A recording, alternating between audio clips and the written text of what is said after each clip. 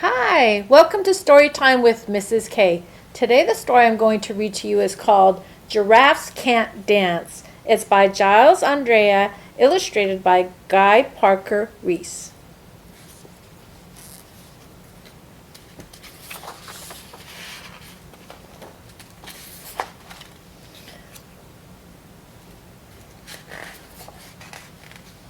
Gerald was a tall giraffe whose neck was long and slim, but his knees were awfully crooked and his legs were rather thin. He was very good at standing still and munching shoots off trees, but when he tried to run around, he buckled at the knees. Now, every year in Africa, they hold the jungle dance, where every single animal turns up to skip and prance. And this year, when the day arrived, poor Gerald felt so sad, because when it came to dancing, he was really very bad. This says jungle dance. The warthogs started waltzing, and the rhinos rocked and rolled. The lions danced a tango that was elegant and bold.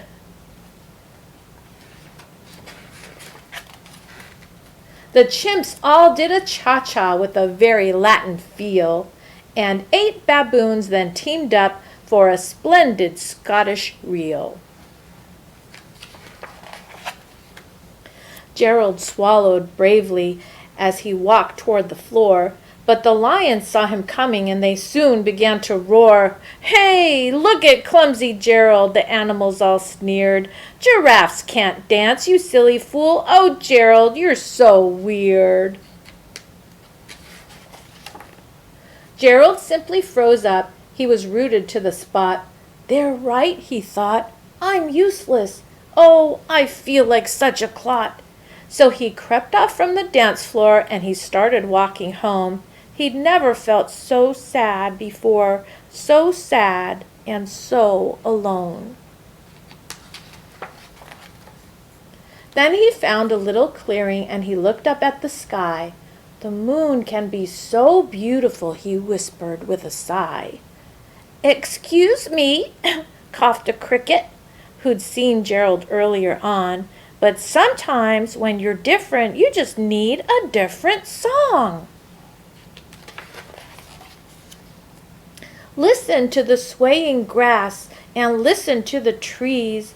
To me, the sweetest music is those branches in the breeze. So imagine that the lovely moon is playing just for you. Everything makes music if you really want it to. With that, the cricket smiled and picked up his violin. Then Gerald felt his body do the most amazing thing. His hooves had started shuffling, making circles on the ground. His neck was gently swaying and his tail was swishing round. He threw his legs out sideways and he swung them everywhere. Then he did a backward somersault and leaped up in the air.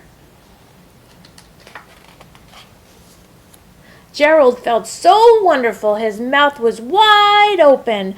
"I am dancing! Yes, I am dancing! I am dancing!" Gerald cried.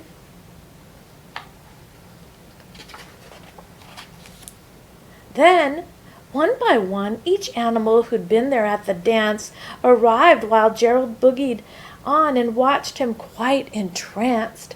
They shouted, "It's a miracle! We must be in a dream! Gerald's the best dancer that we've ever seen!"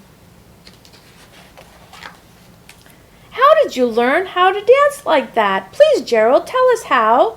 But Gerald simply twirled around and finished with a bow.